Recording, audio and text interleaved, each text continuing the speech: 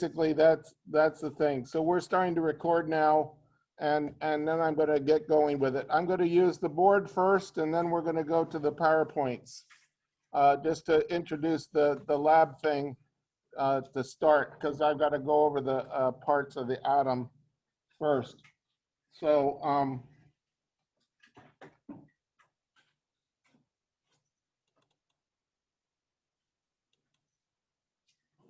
hold on a sec, please. Okay, very good. All right, now the key thing, and in chapters 1 through 3 of Hein, it goes into the laws of Dalton's law atomic theory, so to speak, okay? And basically, there were major points for Dalton atomic theory. I'm just going to highlight them here. We'll get to it later, I believe, in chapter 2, but this is important for the virtual lab you're doing this week, okay? And the key thing to start off with is Dalton came up with that atoms consist of small, indivisible particles.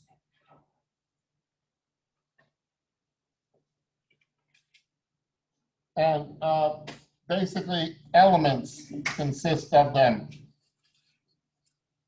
So elements consist of small, indivisible particles. That's the first one of them that's important regarding this, okay?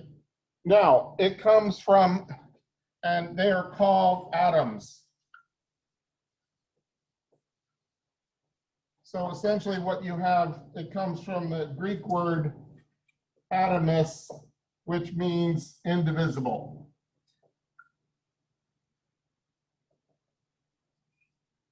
Okay, now the key thing about the atoms being indivisible, have any of you walked on a beach? Okay, they're fine grains of sand there. So essentially what the early scientists thought was any elements like gold, silver, whatever else, there might be a fundamental particle of that gold. Below there was nothing. So in a way it was gold, then it wasn't, okay? So it's like individual things of sand, like counting the grains of sand or whatever. They understood a basic thing with this. This was in the early 1800s, this indivisible concept. Did it work with all the elements at the time that they were aware of? Sure it did, because basically they were aware of stuff like gold, silver, iron, tin, and a bunch of other ones. So basically, there were a whole bunch of different elements they were aware of. But the prehistoric people essentially had elements called earth, wind, fire, and air. Now, what do those elements represent practically based on what you learned in high school? I was talking about generally naming things, and this is fundamental naming. So what do these relate to regarding the nature of what you may have learned in high school about the elements? Well, earth would represent solids, right? What would wind? Huh? Gases. Fire. Energy. And earth, wind, fire, sorry, air is already in there. Water, last one. What does water represent? Liquid, yes. So essentially, they were broken down into those things. So the earth, wind, fire, and water were the fundamental elements. Then they got into separate things like gold, silver, iron, and tin. And then the atoms came up with indivisibleness, the atom, essentially called atoms, and it comes from atomos, and Dalton picked that up. Now, 100 years later, they started breaking down the atom, that it has a series of parts. And I'm just going to summarize them here because we're going to get to them more in depth later.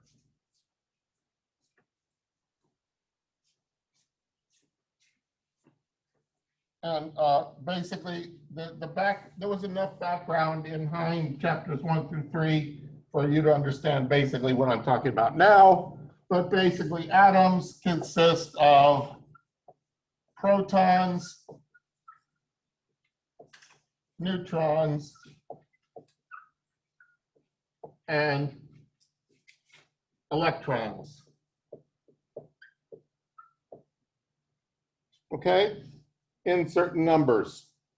And if you look at an atom, you have the nucleus here, which is protons and neutrons, and then electrons flowing around it. And the protons are positive, the neutrons are zero. So you got protons, neutrons here, electrons going around it.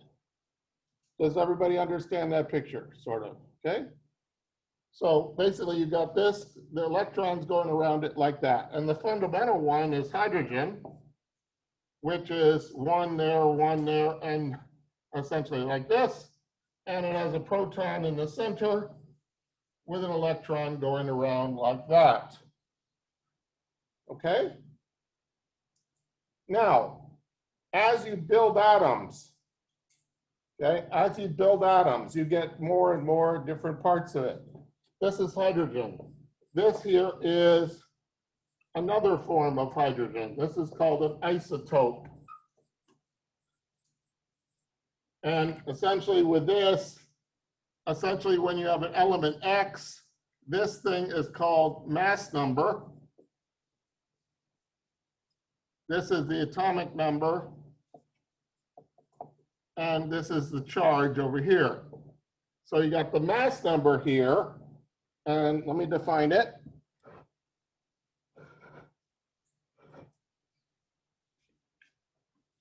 The mass number is the number of protons plus neutrons. Okay? The atomic number is the number of protons. And if you have the X here, the mass number goes up here, the atomic number goes here, and the charge over here. So if you look at this one, this is one proton here, no neutrons, right? So one proton, zero neutrons, okay? This one is one proton and what else? One proton and one neutron. Okay, so you got a proton there and a neutron there. 1 plus 1 equals what? 2. That's why it's there. This is also, this is the atomic number, so it's still hydrogen. This is called deuterium. And then there's another isotope of deuterium, which is 3. So it has one proton also, one proton. How many neutrons? Huh? 2. So 2 neutrons. Okay? And this is called tritium.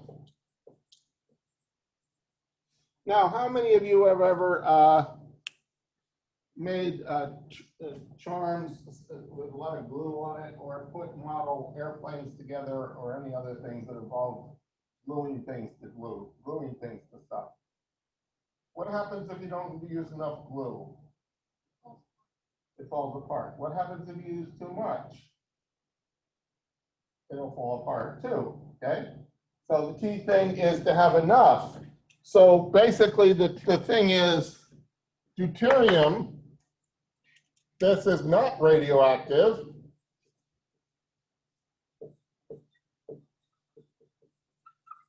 And this is radioactive. Okay? Why?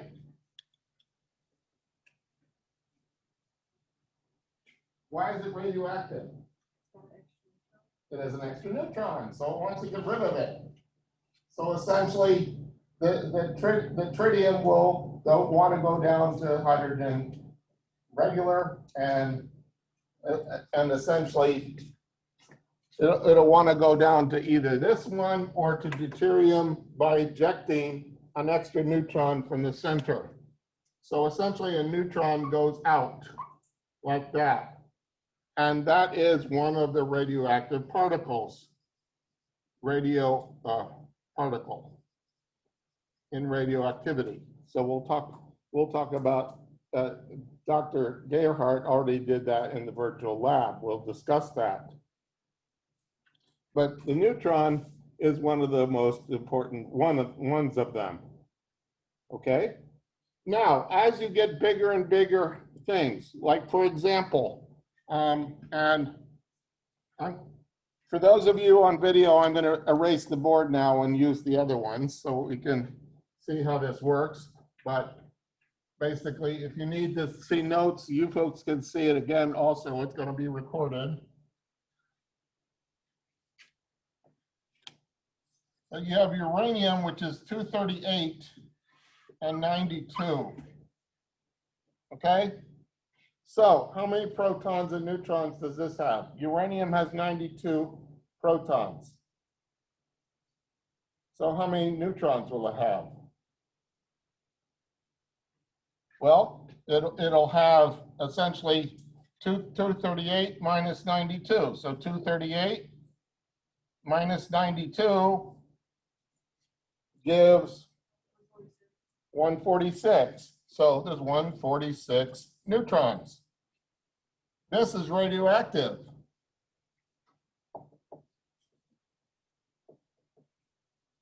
It breaks down. It gives off what's called an alpha particle, which is essentially the inside of a helium, which is 4,2. This is a helium atom, but when it's charged with a +2, this is called an alpha particle. And I think that's the alpha. Okay, but basically this is an alpha particle. Yes. Where did you get that it's +2 charge from? Just for like memory? Yeah, because there's no electrons associated with it. It's just the center. Because if you remember the little thing I have here, with helium, you have 2 protons and 2 neutrons in the center, like this. And so essentially, you then have 2 electrons going around it. But if the electrons are gone, what's going to happen? It's just going to be the center. Okay? Okay, so it's not radioactive because there's 1 neutron type. I wrote that it's radioactive if because there's too many neutrons, and it's 146 of them, which is too many to be stable. Huh? What's too many though? Like what? Well, it varies depending on whatever. If it's reactive, you got too many or too few neutrons. And we'll go into that one in general chemistry too when we talk about nuclear chemistry. But I'm just giving you enough so you'll understand radioactive things that you'll see. Okay? Neutrons are one thing that break down. This other alpha particle is another one. Okay? And so this one leaves here. So all of you can do math. What's going to happen to it when it loses this? 238 minus 4 is what?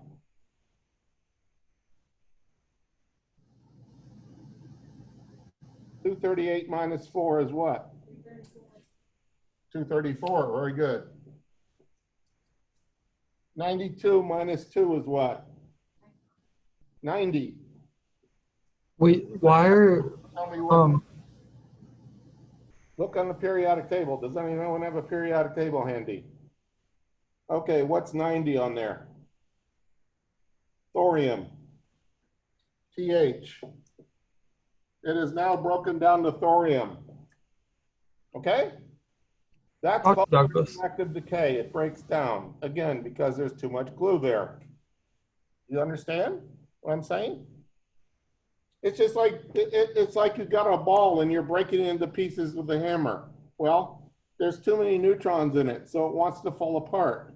The key thing about understanding chemistry and even the whole concept of entropy, which is talked about later on, everything wants to break down and rust and essentially get to a more simple, stable state. If something has more energy than it should, it'll break down, just like iron rusts. Okay? So if you leave iron out in the thing, it'll rust. That is essentially the network of the iron breaking down. So essentially, the alpha particle is one of them. There's another one called a beta particle, which is negative, and that is a high-speed electron.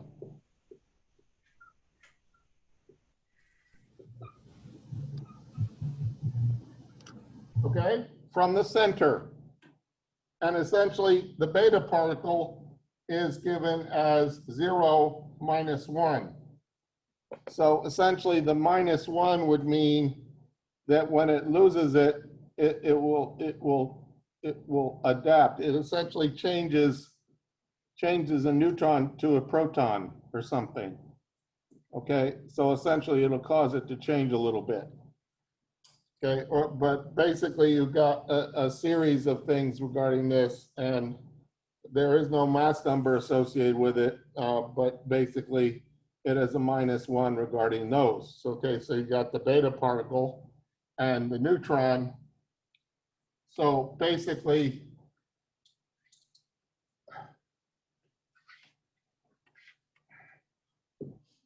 there are three kinds of things: alpha particle, and this is what is measured in the lab you're doing this week. You have a helium atom with a center and essentially 4(2) like this plus 2 charge. And it's given this regarding 4(2) plus 2 like that. You've got a high-speed electron, which is a beta particle, which is negative there. And also when this breaks down, uranium-238 92 gives off the alpha particle helium-4(2) plus 2 plus thorium. So you have 234 90, and this is thorium. Okay, it also gives off energy. So essentially you will get energy from this, and essentially they put a wavelength thing there, and this is called a gamma particle. So essentially you got a gamma radiation, which is energy given off, gamma ray. And it doesn't cross my mind, but I can't remember what the gamma thing is. You can look it up. Dr. Douglas. What? Yeah? So why did you take uranium and subtract helium from it? Well, because it's going out of the center. It's like it's losing 2 protons and 2 neutrons from the center, because there are too many there are 146 neutrons in here. It's like too much glue. So it's unstable. So it wants to lose neutrons and protons. And they go off in a chunk. It's like part of the nucleus breaks off. But isn't the TH, isn't that unstable as well? Because Yes, so it continues. It goes all the way down to lead, but I'm not going to get into that. If you see where lead is on the periodic table, eventually it's 20782. So eventually these will get down to lead, which is like, there are a bunch of stable isotopes for lead, 82 and 208. 208.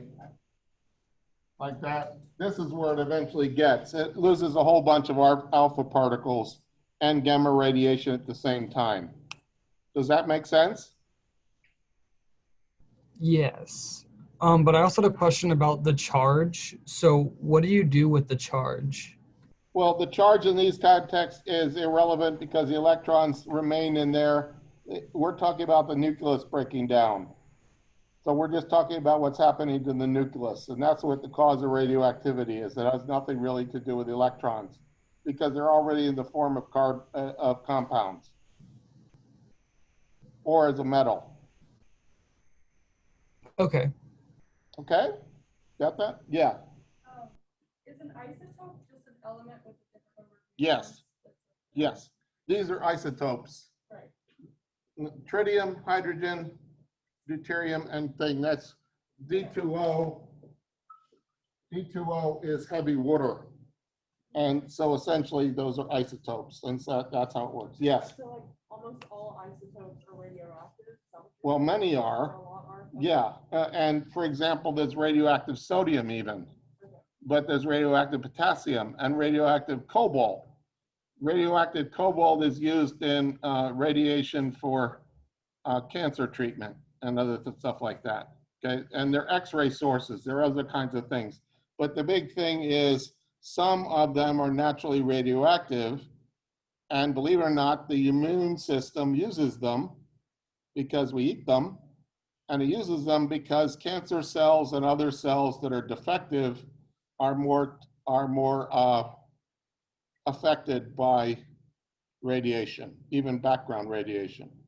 Okay, and so basically what you're doing in the virtual lab this week, some of you in the virtual lab, you will be doing, everyone in this room will be doing it next week, but the point is there's certain ways to observe them, and that's what the cloud chamber is for. Okay, so that's why I'm giving you this little lecture first, because some of the people in the virtual lab are going to be doing that this week, and I have to get, and my section starting tomorrow, and some of, does anyone have Dr. Gerhardt's section today, this afternoon? Okay, well, you need to know this today. So he'll do a little bit, he did a little of the pre-lab, I believe. Did you already watch his pre-lab? Well, he put his on Dropbox or something, so you can look in the course materials for his lab. But basically mine are in the shared drives. Okay? Any questions about that? But the big thing regarding understanding these, and this is things, this goes to the whole fundamental concept of what the atom is.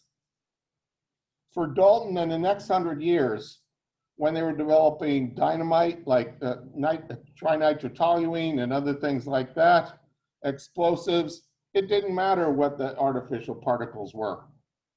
It only became important in the 1900s when they developed nuclear weapons, they developed other things. Marie Curie discovered a whole bunch of radioactive material. She died from it because she was kind of being a little stupid in her handling of the chemicals. She knew they glowed, but wasn't warned off by that, okay? So basically she died from it, radiation poisoning. But the point is, again, is it only have started to be important in the 1900s. That's what I find incredibly fascinating about the way God even designed human ingenuity and such like that, is humans tend to develop stuff in a science direction for what is utility or useful at the point at that time. Then as technology grows and everything else, then it expands into all sorts of different things. That's the fascinating aspect of these areas of chemistry. Okay, now, how many of you have seen the pre-lab for the virtual? Anybody here? Okay, well, basically, because you're going to be doing it in person in the room here. Those of you online, have any of you watched the video pre-lab? For anything? Did we? I have Dr. Gearhart. I don't think we had a video pre-lab, did we? Well, he does. There's two videos in the course materials for those of you with me as a teacher there. And one is a pre-lab and the other one is the pre-lab is his little pre-lab lecture. He's a physical chemist and gives a more breadth perspective on it. But just for everybody, just to introduce, that's why I did this little now, okay? Any questions before I go to the PowerPoints? Yes. The video for your lab tomorrow is like a recap of this. Yes, but Dr. Gerhardt is giving it because he's doing it for all the labs, including his. I have your lab tomorrow. Yeah, so basically, if you come in person, you're going to come in person. So this is a pre-lab for that too, because you're going to be putting pieces together and discussing that isotopes. Okay, so those of you in my lab tomorrow, essentially, or later this week, this fits this too, because you're going to be sticking plastic balls together and making isotopes too, okay? And making alpha particles and whatever. You can't make the gamma rays because that's energy, yes. Okay, so basically, before I go to the PowerPoint, and any other questions? Okay, I'm gonna move to the PowerPoint now. I'm gonna stop my bad handwriting on the board.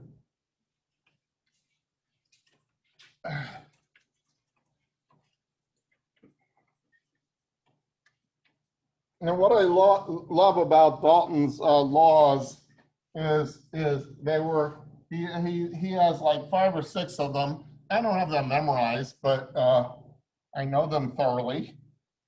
They're kind of filed away in my cabinet regarding it's important when I need it, so I can explain it to you later. But the point is, again, all the different laws that scientists came up with were very useful to help explain the world as they knew it at the time. And then they expanded it into Rutherford, the Thomson view of a guy by the name of Dr. Thomson from England came up with the plum pudding model. Does anybody know what plum pudding is? Well, you take little plums and you put it in a pudding, and it's like there's a pudding there with plums in it, and the little plums are the protons, and then there's stuff around it. So there's a plum pudding, and then the electrons go around it like that, okay? Then the Boyle came up with another one, okay? But again, those has to do with subatomic particles. So now I'm gonna move to, the PowerPoint and share the screen. Share the screen now, so.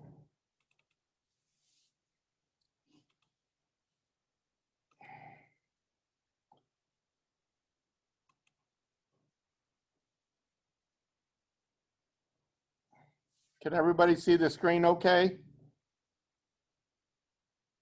Can everybody there see the screen okay now? Yes. Good, okay. So now I'm gonna go to the PowerPoint.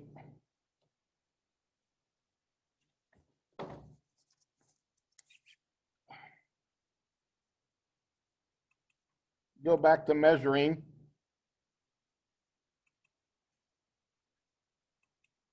Okay, this is where I stopped last time. And so now we'll go to the measuring part.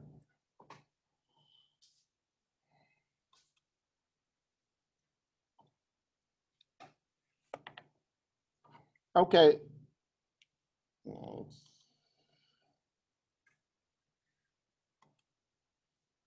Okay, now we're going to discuss about length. I was talking about feet and other stuff like that.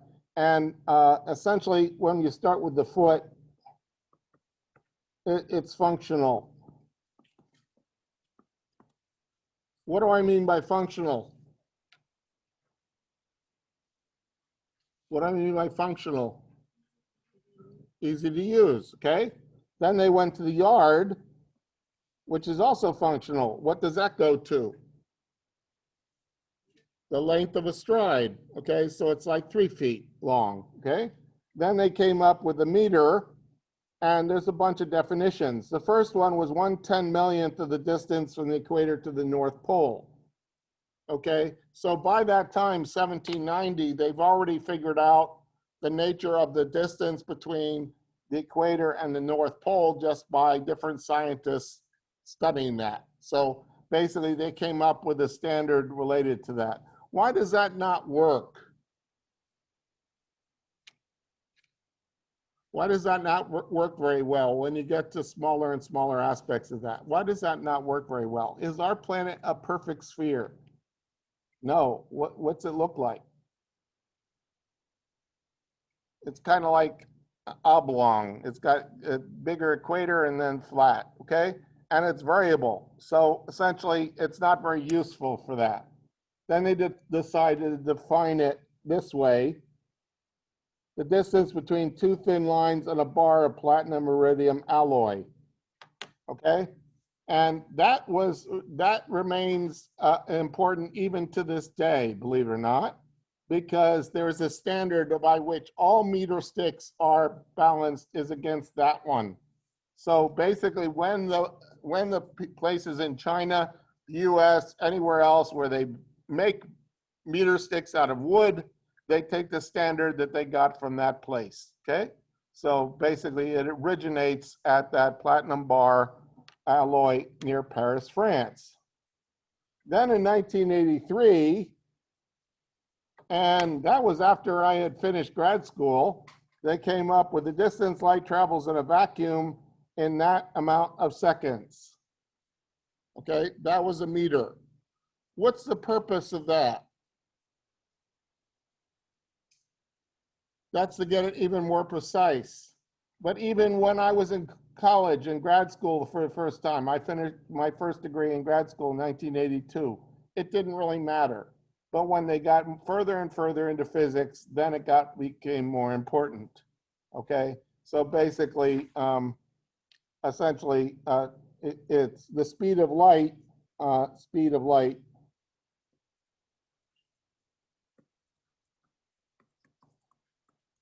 Is 3 times 10 to the 8th meters per second. So essentially, they have the distance light travels in a vacuum in that amount of seconds. And if you notice, it's 299,792,458. So even the 3 times 10 to the 8th meters per second is an approximation. Okay? So let's go to the next one. Now, the next one is degrees. And I talked about this a little last time. This guy, Dr. Fahrenheit, and again, if you want to look it up, you can, but Dr. Fahrenheit came up with a scale that was useful to him. And I don't remember the year doesn't matter. So the freezing point of water was 32 degrees, the boiling point was 212. And they used a scale that was 180. And I have no idea what was going through his head as to why he did it. I don't think he didn't have 10 fingers, okay? But for some reason he picked 180. And it may be written in the book somewhere, but that's the kind of information I forget, okay? But the point again about that is it was useful. In the US, it's still useful. It's 85 degrees out, okay? But if I was over in Iraq or in Kazakhstan, they would say the same temperature degrees outside being 85, they would say that's 29. If you were a normal high schooler here in the US and you heard it's 29 degrees in Kazakhstan, would you think it was cold or hot? Just by the way the language is used here. Cold, okay? So it's useful to the point that it is.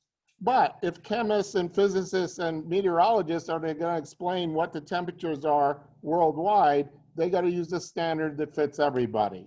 And so basically, another professor by the name of Celsius came up with what is called the centigrade scale. Now, you've already learned centa. What is centa? Huh? Centa? How many centimeters in a meter? 100. Okay, so it's based on 100 there. So you have 100 there. So it's a centigrade scale is 100 degrees between them. So essentially you have the freezing point of water at 0 and then 100 degrees like that. Now, that was very useful also for most things for the next 100 years or so. Okay? But then as the chemistry and physics got more and more advanced, then they came down with the whole concept of absolute zero, which essentially 0K, which is essentially where all molecular motion stops.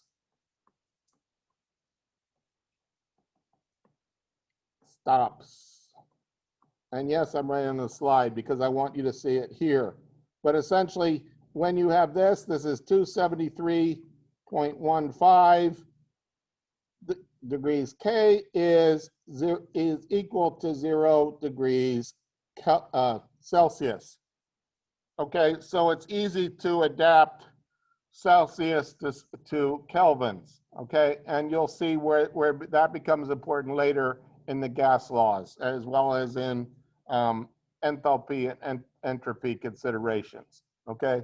So temperature is written as degrees Kelvin when it's talking about energy, because all energy is zero at zero to absolute zero. In other words, it can't get any colder than absolute zero by definition. That's when all molecular motion stops, even of the hydrogen, where hydrogen is a metal at that point. It has no energy in it at all. It's the base level of energy. So the scales are based on energy things, okay? Now, one thing I want you to start understanding when you look at these scales, though, the key thing about the scales, what has more energy? And I might as well introduce it now. What has more energy? A cup of boiling water or a bathtub full of room temperature water?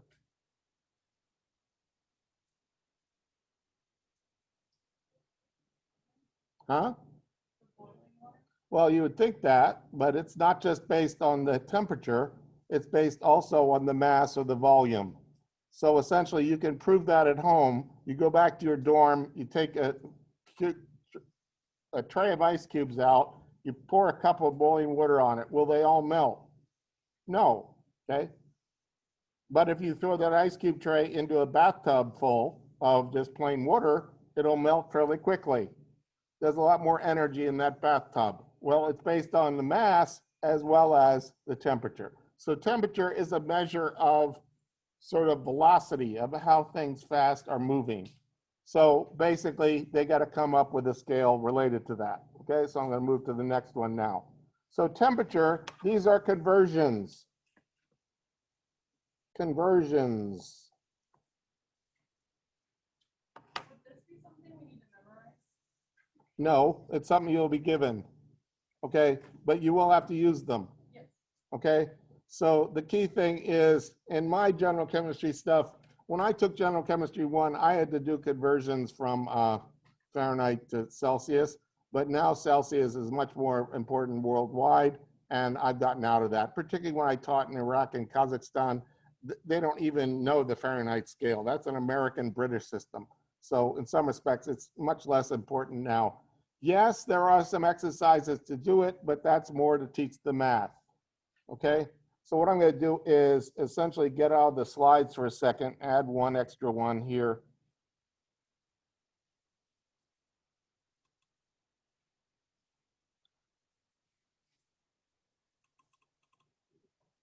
I'm going to add a slide now.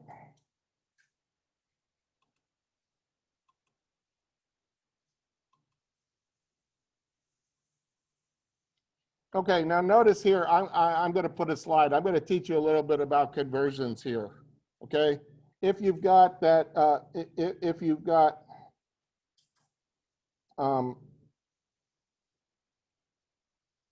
oops.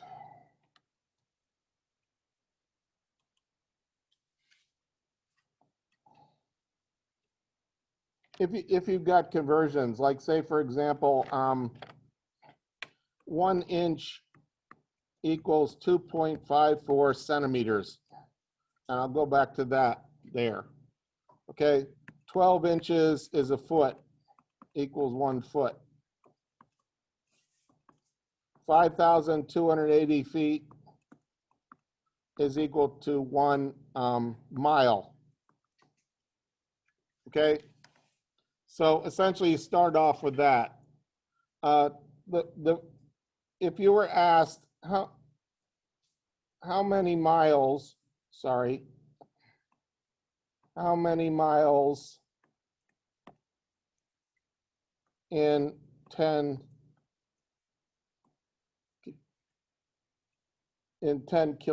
kilometers.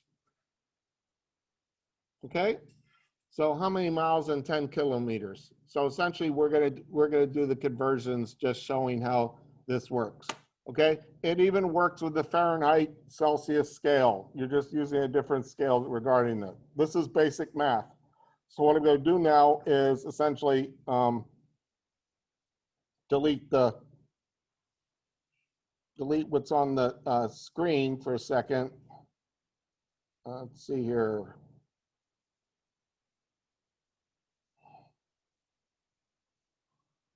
erase all the ink and then I'm going to put it back on again with a pen. Okay, so now I erased it. So what we're going to do now is go back.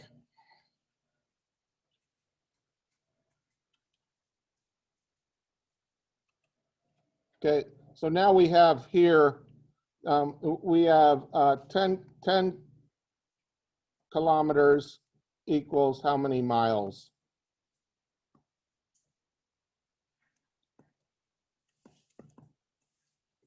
Okay, so we're going to do a series of conversions. And this is basic mathematics algebra that goes into this. Okay? So the first thing we have is 10 kilometers. Kilometers. And we use a thing of 1 kilometer equals 1,000 meters. Okay? So you start off with 10 kilometers. Okay? And then you use a conversion factor.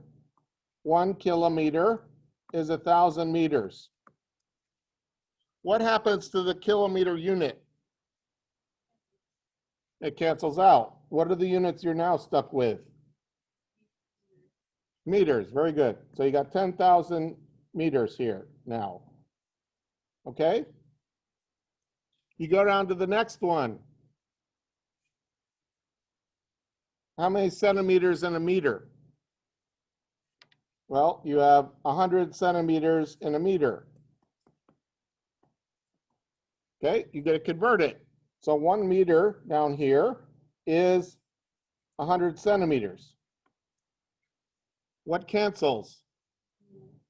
Meters. Very good. So now you have this. This is 1 times 10 to the 5th. So 1, 2, 3, 1, 2, 3, 4.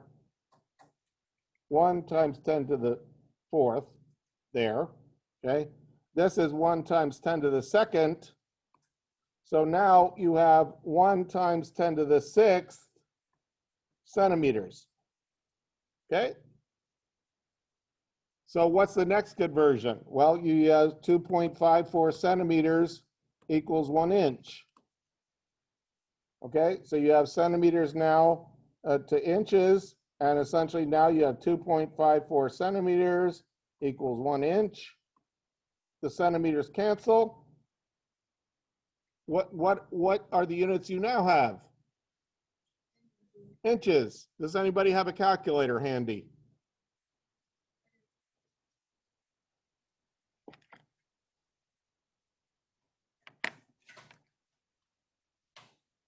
Do 1,000,000 divided by 2.54.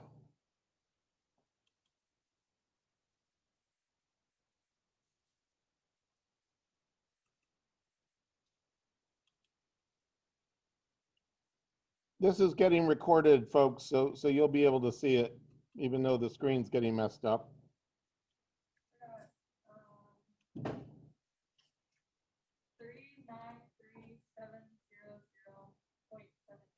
393. What? 700.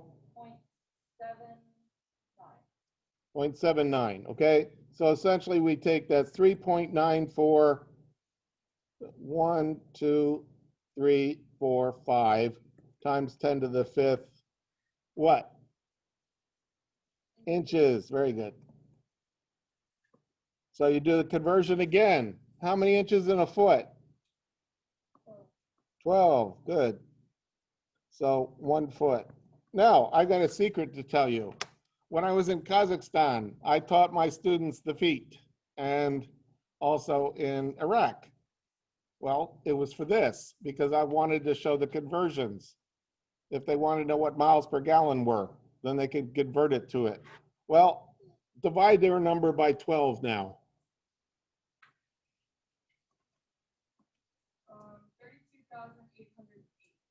32,808 feet. Okay. So we're close, aren't we? So now we have 5,280 feet equals 1 mile. So now divide by 5,280. What do you get?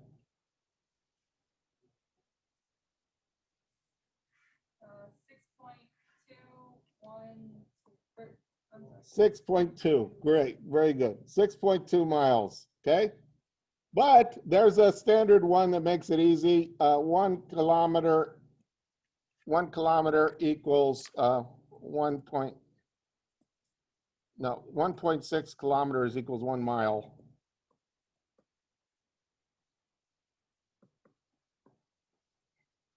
Okay, that's the conversion you could do it real quickly with, but you got 6.2, and anybody that's run a 10K race, you ran 6.2 miles. Okay, I did that in grad school, a 10K race once. Okay, I stopped running because it hurt my knees. I protonate. But the point is, again, about this is called dimensional analysis. These are why you use these conversion factors. This is why college algebra is important to understand the math regarding it.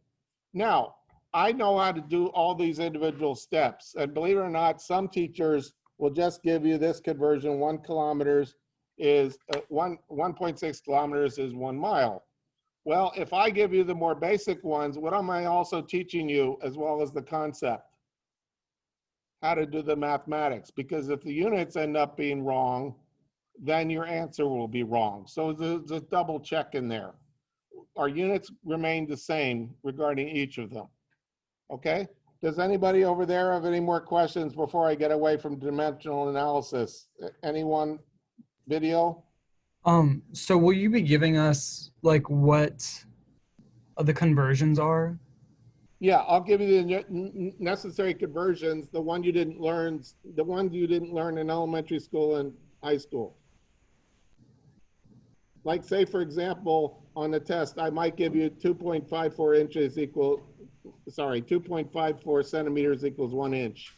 Then ask you to do a calculation like this, okay? But if you remember the 1.6, then that's fine, you can use that. But the point is, again, it's very useful for many of you to use the math to do this, okay? Now, I'm just gonna move on to the slide just so we can go to the next slide and then we can see where we're going. These derived quantities, temperature and measurements, these are conversion factors here. Does everybody see the conversion factors? It's just a matter of putting them in the equation. I showed you using meters and centimeters how to go through these steps. Well, if you got the conversion factors, you could just convert them the same way, okay? You get now to derived things. Square meters, volume, cubic meters. The liter is the standard also here, okay? Density is derived unit, then you've got other things, energy, joule, etc. They'll get more into this. And then with this one, this is a cubic centimeter there, and 100 cubic centimeters equals 1 liter. This is also a standard. So basically I wanted to essentially talk about that, address that a little bit in the figure. Then you got measurement, the derived thing with a graduated cylinder, a pipette and such like this. This is to do liquids. So those are the units regarding each of them. And then some densities of common materials are listed there. And then energy of motion, put these in here, derived units and such like that. These again are useful. Okay, so essentially what I'm going to do now is draw a line through this, and I'm going to go to another set of PowerPoints next week on Wednesday to give you a different perspective of the first part to see whether these fit in, and then we'll move back to these. Any questions? Yes. The quiz tonight is on 1 through 36 and anything that's in the first 3 chapters of Hein and the problems I got, which includes some of this stuff, okay? It's basic stuff, don't worry about it. If you pay attention, you'll do fine. Yes? Yes, you will get the standard one I've been passing out. I will be making them later, and you'll always have one of them with you. No, you won't have to know them in order. You just use the periodic table. I'm going to give you a basic periodic table with the one that's online that you can download and print out for yourself. I'll give you one of those tonight. Okay? Any other questions? Yes. The quiz is at 8:30 tonight, and when Yes, those of you in virtual, it'll be at 8:30 in this room, so come to 3:15. Yes, we're at 8 o'clock, yes. Any questions over there virtually? Very good, we're done now, and I'll be putting this up on things. All the best to you all. Thank you.